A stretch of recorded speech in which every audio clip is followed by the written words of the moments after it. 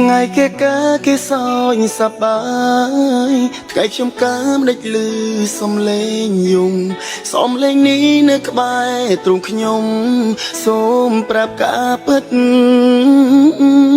អូននឹងមានបងជាប្តីអូននឹងដែលបងអាណិតតែអូនយំព្រោះអូនខូចចិត្តរៀបការនឹងបងអូនប្រាប់ថាមិនបានស្រឡាញ់អូនសុំទោសដែលចូលរោងការរឿងទាំងអូនតាមគ្រួសារទើបឈឺបែបនេះព្រះអើយប្រពន្ធខ្ញុំនាងយំសុំជួបសង្សារទាំងរោងការនៅញាតប្រុសស្រីព្រះអើយប្រពន្ធអូនធ្វើនេះដោយសមឡាំប្តីអំបោះក្រហមពុកម៉ែចងដៃមិនទាន់ស្រាយផងអូនទៅចុងទៅរកសង្សារទឹកនេត្រាទុកបងអ្នកយំឈ្មោះជាប្តីមិនអាចថែមុំបងព្រមកាត់ចិត្ត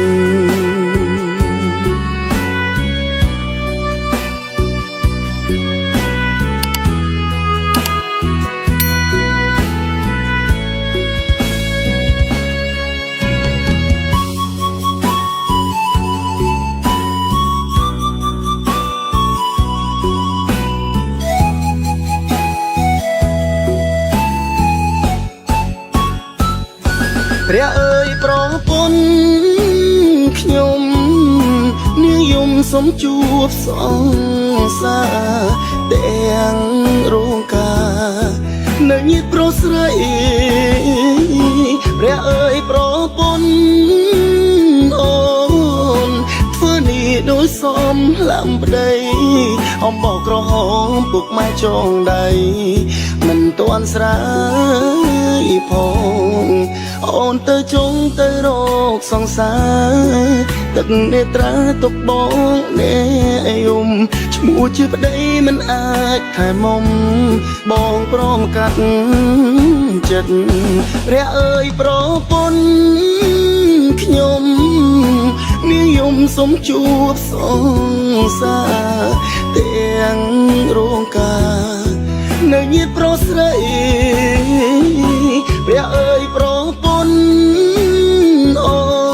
នធ្វើនេះដោយសមឡាំប្តីអំបោះក្រហមពុកម៉ែចងដៃមិនទាន់ស្រាយផងឈ្មោះបងជាប្តីមិនអាចថែមុំបងព្រមការ